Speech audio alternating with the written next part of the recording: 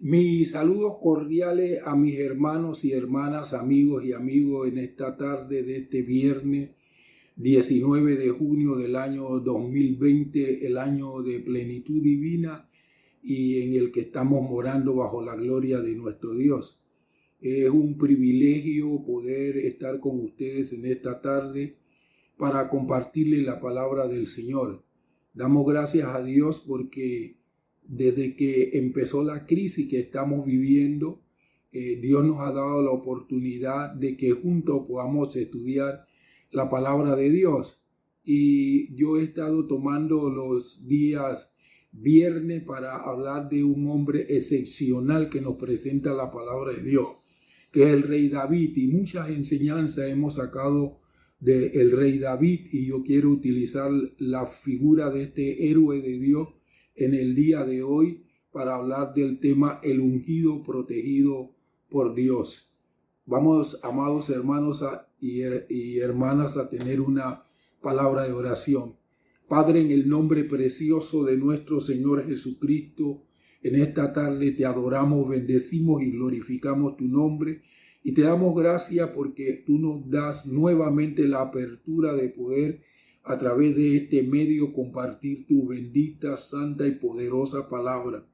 Señor, declaro que tu unción de la gloria apostólica, tu unción de la gloria postrera, tu unción de restauración y tu unción profética comienzan a fluir a través de la predicación de tu palabra en este medio. Señor, que cada uno de los que en esta tarde escuche este mensaje pueda ser edificado por tu glorioso y santo Espíritu, fortalecido en su ser interior, y que a la postre, Dios mío, podamos cumplir con la voluntad y el propósito tuyo. Por todo, Señor, cuanto tú hagas, siempre tendremos el cuidado de darte a ti la honra y la gloria, porque eres el único que la merece. En el nombre precioso de nuestro Señor Jesucristo. Amén y amén. Bien, como les anuncié, voy a compartirles el tema el ungido protegido por Dios. Aquel cuya labor es coronada por el éxito se convierte en el blanco de la envidia de los demás. Cuando nosotros no hacemos nada para Dios, pues nadie nos criticará, nadie nos va a envidiar. Pero cuando nosotros comenzamos a hacer algo para Dios y Él nos respalda, entonces somos blanco de la envidia. Así fue el que sucedió con el rey David. Mientras David estaba allá pastoreando sus ovejas a lo oculto, él no tuvo ninguna situación adversa, ningún problema. En el momento en que Dios le dio la victoria frente a Goliat, entonces el rey Saúl comenzó a envidiarlo. El liderazgo y el éxito requieren una reacción correcta a esta tendencia. Si nosotros somos líderes escogidos por Dios, aunque venga la envidia, los celos, amados hermanos, nosotros entonces vamos a reaccionar de una manera correcta como Dios quiere que nosotros lo hagamos. David fue un hombre que reaccionó de una manera correcta a la tendencia, o sea, a la envidia que le demostró el rey Saúl. El hombre humilde reconoce que el éxito y el progreso de su semejante deben atribuirse al Señor. Es en virtud de su misericordia que no somos castigados. En esta exposición vamos a ver la manera como David supo reaccionar de manera correcta ante la tendencia de Saúl de perseguirlo y tratar de matarlo. Basaré esta exposición en dos aspectos esenciales: el refugio de David, el Dios de David. Vamos a ver el primer punto, el refugio de David. Está basado en el Salmo número 11, versículos del 1 al 3, que la palabra de Dios dice de la siguiente manera: en el Señor me he refugiado. ¿Por qué pues dicen a mi alma escapa cual pájaro al monte? Pues he aquí, los impíos han preparado su arco y han colocado la flecha en la cuerda para atravesar en oculto a los rectos de corazón. Si son destruidos los fundamentos, ¿qué podrá hacer el justo? David se vio forzado a huir para salvar su vida en varias ocasiones, amados hermanos y hermanas. Ser el rey ungido de Dios no lo hizo inmune a la injusticia y al odio de otros. Este salmo pudo haber sido escrito cuando David estaba siendo perseguido por el rey Saúl o durante los días de la rebelión de Absalón, porque David tuvo en dos oportunidades siendo perseguido, uno por el rey Saúl y en la otra oportunidad por su propio hijo Absalón, que se sublevó, se rebeló contra él y le dio un medio golpe de estado. Pero en ambas ocasiones David huyó, pero no porque todo se hubiera perdido, sino porque sabía que Dios tenía las riendas. Si bien David evitó los problemas con sabiduría, no huyó de ellos por temor. David era muy sabio. Si David se enfrentaba a su hijo Absalón, por ejemplo, iba a haber un derramamiento grande de sangre en Jerusalén. A la postre David hubiera podido ganar porque era un guerrero ya experimentado con todo el ejército que tenía, pero hubiera habido un gran derramamiento de sangre y David entonces evitó ese derramamiento de sangre con sabiduría y huyó, esperando que Dios fuera el que tomara control de la situación. David parece estar hablando a aquellos que le aconsejan huir de sus enemigos. En el versículo 1, 2 y 3, la fe de David contrastaba dramáticamente con el temor de sus consejeros. La fe en Dios impide, amados hermanos y hermanas, perder la esperanza y nos ayuda a resistir el miedo. Los consejeros de David tenían miedo debido a que veían solo circunstancias aterradoras y fundamentos que se desmoronaban. David estaba seguro y optimista porque sabía que Dios era más grande que cualquier cosa que sus enemigos pudieran llevar en su contra. Como bien lo dijo en el Salmo 7, versículo 10, cuando David dijo: mi escudo está en Dios, quien salva a los rectos de corazón. En el Salmo 16:1 dijo la siguiente palabra: guárdame, oh Dios, porque en ti me he refugiado. El Salmo 31, los versículos 2 y 3 dice: inclina a mí tu oído, líbrame pronto, sé tú mi roca fuerte, mi fortaleza para salvarme. Cuando se sacuden los fundamentos y usted desea esconderse, recuerde que Dios sigue llevando la rienda. Su poder no ha disminuido por el curso que hayan tomado los acontecimientos. Dios sigue en su trono. La palabra de Dios dice que el trono de Dios es inconmovible. Nada sucede sin su conocimiento ni su permiso. Cuando tenga, amados hermanos o hermanas, ganas de salir huyendo, huya hacia Dios. Él restaurará la justicia y la bondad en la tierra en su tiempo. En los años que siguieron, después de la victoria de David sobre Goliat, el rey Saúl procuró dar repetidas veces muerte a David. A veces procedió en forma taimada, o sea, de manera solapada. Cuando su hija Mical se enamoró de David, Saúl lo envía a realizar una empresa a su juicio imposible, a fin de demostrar que no merecía el amor de la joven. Pero David alcanzó la victoria. La idea de noviazgo y matrimonio en la época bíblica era considerablemente distinta de la que prevalece en la cultura occidental de hoy. En los países orientales, los padres desempeñaban una función prominente en los arreglos matrimoniales de sus hijos y con frecuencia escogían el cónyuge en las negociaciones. Si un joven tenía suficiente capital como para proporcionar una dote matrimonial, sus padres escogían a la futura esposa. Las negociaciones se iniciaban por intermedio del amigo del esposo, un tercero que establecía contacto con la familia de la joven.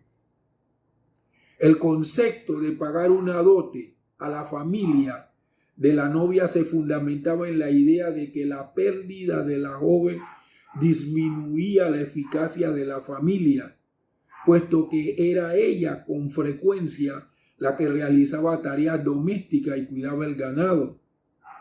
De ahí que la compensación por esta pérdida se llame dote.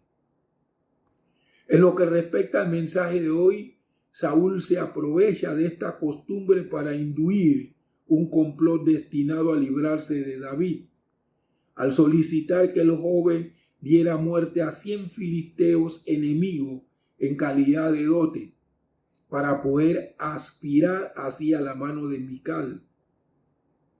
El propósito evidente de Saúl era el de exponer a David a un peligro tan grave que provocaría su muerte. Este acto de valor fue estipulado por Saúl en lugar de la dote acostumbrada.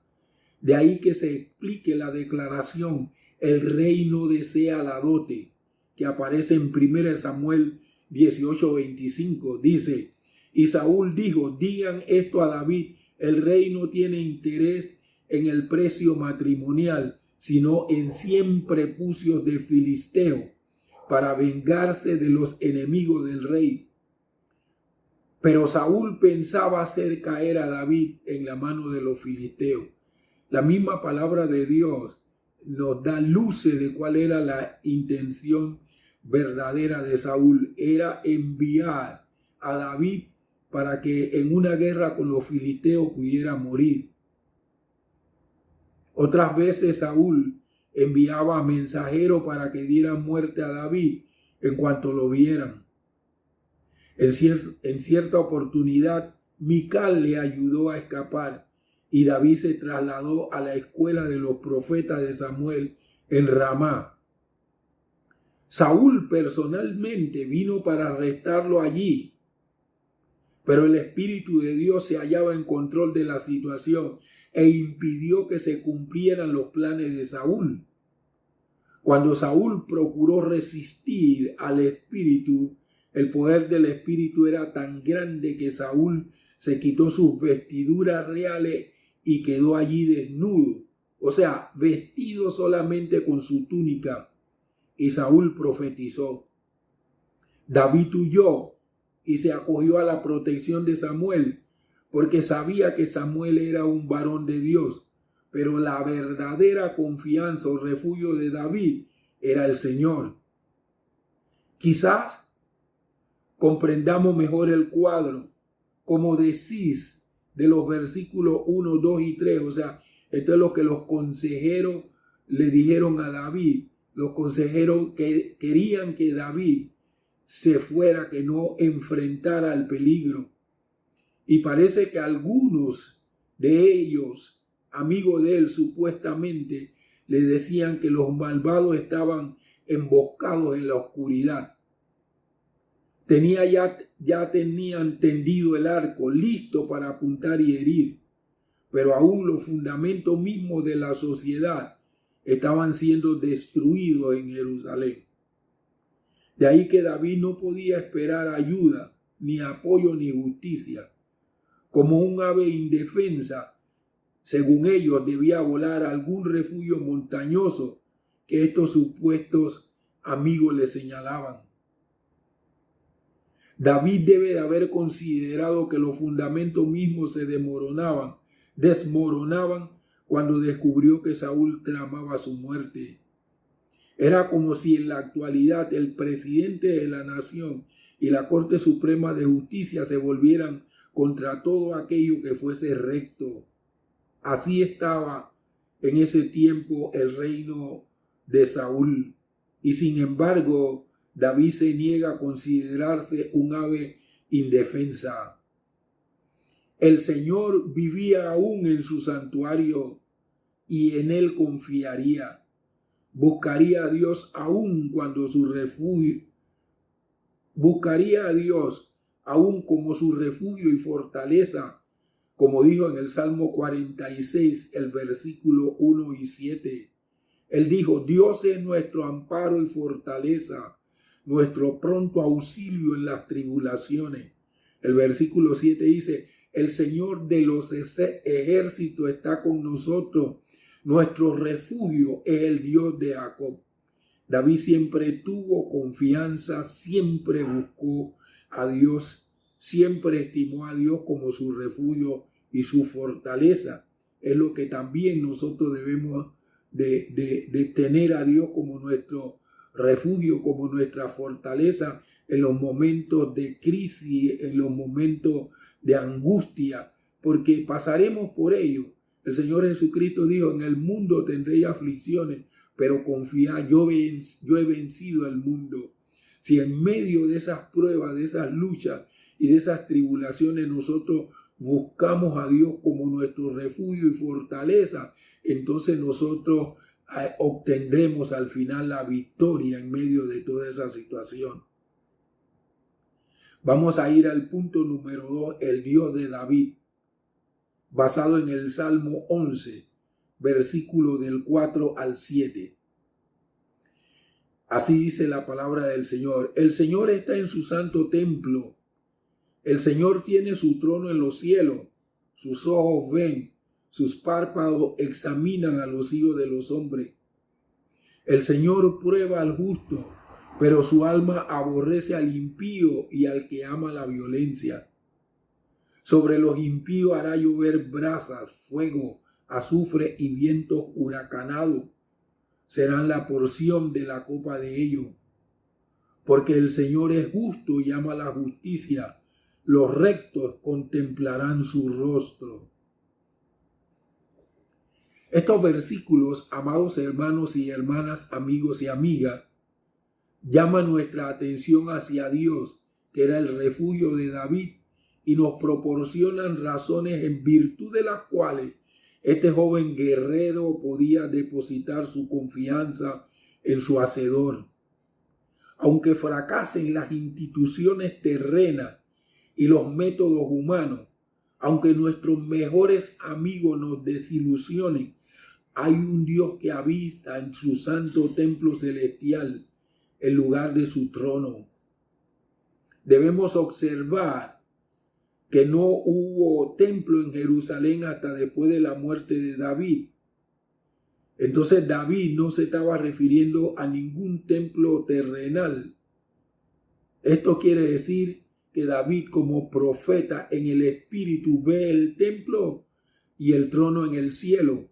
O sea que lo contempló de la misma manera que el Señor se lo mostró al profeta Isaías, como Isaías narra en su libro, en el capítulo 6, el versículo 1. Mire lo que dice el profeta Isaías: en el año que murió el rey Usías, vi yo al Señor sentado sobre un trono alto y sublime, y el borde de sus vestiduras llenaban el templo.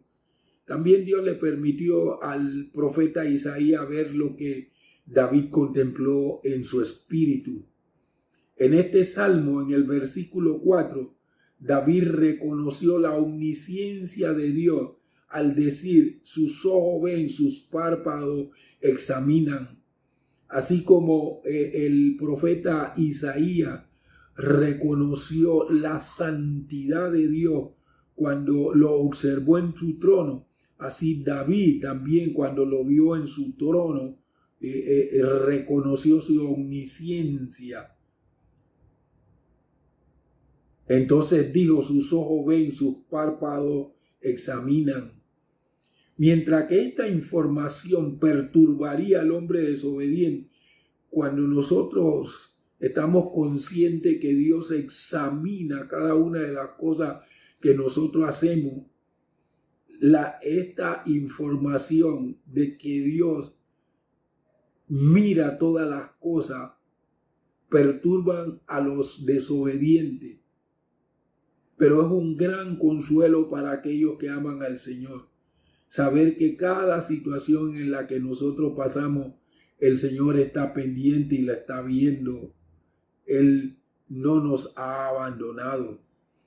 El escritor de los Proverbios emplea una figura literaria similar cuando señala el conocimiento completo de Dios. Él dijo: los ojos del Señor están en todo lugar, mirando a los malos y a los buenos. Esto lo dijo en Proverbios 15:3. Aunque a veces nos olvidemos de la omnisciencia de Dios en los trajines de la vida, no debemos ser, nos debe ser de profunda ayuda el recordar que Dios lo sabe todo. A los perseguidos israelitas en Egipto, Dios le dijo: bien he visto la aflicción de mi pueblo. O sea, Dios estaba consciente, estaba mirando, estaba observando lo que los egipcios le estaban haciendo a los israelitas. Y Dios nunca va a permitir más prueba de la que nosotros podemos soportar.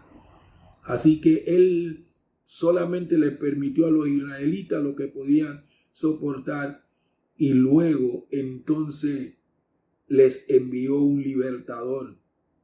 En los momentos de peligro, el salmista se refugiaba en el Señor. Sabe que desde el templo y su trono en los cielos, Dios observa a la humanidad, la examina para probar las acciones del justo y castigar al impío. Para el creyente, lo máximo en lo que respecta a información detallada está en la declaración de Cristo que dijo: pues aún vuestros cabellos están todos contados. Mateo 10:30. ¿Sabe, mi amado hermano, mi amada hermana? Dios sabe cuántos cabellos tienes tú en tu cabeza. Dios no evita que los creyentes tengamos circunstancias difíciles, sino que pone a prueba tanto al justo como al malvado. Para algunos, las pruebas de Dios se vuelven como fuego que refina, mientras que para otros se vuelven un incinerador para destrucción. Amado y amada, yo les exhorto a que no haga caso omiso de las pruebas y los retos que surjan en su paso por la vida. Úselos como oportunidades para crecer. Puesto que Dios estaba en el trono, David reconocía que lo que Saúl le hacía era solamente una prueba permitida por el Señor. Dios pone a todos a prueba, pero David no tenía nada que temer, puesto que al que el Señor aborrece es al malo y al que ama la violencia. Sobre ellos Él haría llover distintos juicios, dice David. Por otra parte, Dios es justo y ama la justicia. El salmista tenía plena confianza en el Señor de que Él sería vindicado. Afirma que los rectos, los que siguen las enseñanzas del Señor, van a ver su rostro. Salmo 4:6, Él dice, muchos dicen: ¿quién nos mostrará el bien? Haz brillar sobre nosotros, oh Señor, la luz de tu rostro, le decía el salmista. Y en el Salmo 10:11, entonces él habla para los impíos y dice en su corazón: Dios se ha olvidado, ha ocultado su rostro, nunca lo verá. Mientras que para los que andan en rectitud, el Señor hace brillar su rostro. Para los que andan en iniquidad, entonces el Señor oculta su rostro. El Señor oculta su rostro de los impíos, nunca le verán. El Señor Jesucristo dijo, bienaventurados los de limpio corazón, porque ellos verán a Dios. Los que tienen el corazón limpio, Dios se les muestra su rostro, hace brillar la luz de su rostro sobre nosotros. Pero cuando andamos en impiedad, en iniquidad, entonces el Señor oculta el rostro. Nunca lo podremos ver así, porque nuestro Dios es totalmente santo. El hombre recto contemplará el rostro del Señor. En el pasado, Saúl había sido celoso de la verdad, de la justicia, pero la envidia, el miedo y la obstinación provocaron el cambio en él. David sabía que Dios no cambiaría jamás. En todas las pruebas y dificultades, Dios lo acompañaría, sosteniéndolo y apoyándole. Para concluir, mis amados hermanos y amigos, quiero mostrar a ustedes por qué David fue el ungido protegido por Dios. Voy a hacer un contraste entre dos ungidos del Señor. Ustedes saben que Saúl fue ungido por Dios, pero David también fue ungido por el Señor. Y cuando estos dos ungidos le tocó pernotar juntos, aquí nosotros podemos hacer un contraste. Por ejemplo, Saúl lo tomó la envidia. David mostraba respeto y amor al rey. Saúl tenía miedo. David tenía fe, confianza en Dios que era su refugio. Saúl mostraba obstinación. David mostraba sumisión. Saúl mostraba traición. David mostraba lealtad. Saúl mostraba el deseo de asesinar a David y David mostraba la rectitud de su corazón cuando dijo, nadie tocará al ungido del Señor. Amados hermanos, amigos que me escuchan, nosotros tenemos que hacer la elección. O elegimos ser un ungido como Saúl, o elegimos ser un ungido como David. Si elegimos ser como Saúl, estaremos llenos de envidia, de miedo, de obstinación, de traición y de odio o deseo de asesinar. Si escogemos caminar como caminó David, nosotros respetaremos y amaremos a todas las autoridades. Tendremos fe, confianza en Dios como nuestro refugio. Caminaremos sumiso a la voluntad de Dios. Seremos leales al Señor y a los que están alrededor de nosotros y siempre actuaremos con rectitud de corazón. Usted en esta tarde le toca escoger qué camino seguir. Si el camino que escogió Saúl o el camino que escogió David. Si usted escoge el camino de Saúl, usted será el ungido desechado de Dios. Si usted escoge el camino que siguió David, entonces usted será el ungido protegido por el Señor. Vamos a orar en esta tarde. Padre, a través de estos dos ungidos, tú nos muestras a nosotros cómo alguien después de haber contado con tu favor puede ser desechado, como pasó con Saúl. Y tú nos muestras a través de David cómo alguien que ha sido ungido por ti, tú lo proteges y lo guardas, a pesar de que estuvo amenazado de muerte en distintas oportunidades por Saúl y por su propio hijo Absalón. Tú guardaste a David, nadie lo pudo tocar. Tal como dijo David, no tocarás al ungido del Señor. Tú no permitiste que nadie tocara a David, sino que se envejeció y murió de viejo. Tú eres un Dios maravilloso y estás dispuesto a hacer con nosotros lo mismo que hiciste con David si escogemos caminar como David caminó. Señor, ayúdanos a hacer una buena elección para que seamos ungidos, protegidos por ti, en el nombre poderoso de nuestro Señor Jesucristo. Encomiendo a ti la vida, el corazón, el espíritu, el alma, la voluntad, las emociones, el intelecto, la mente, el consciente, el subconsciente y el inconsciente de cada uno de los que en esta tarde han escuchado este mensaje, para que tu Espíritu Santo haga esa labor intransferible en la vida de ellos y puedan ser ungidos, ungidas, Señor, protegidos y protegidas por ti. En el nombre precioso de nuestro Señor Jesucristo. Gracias, Señor. Amén y amén.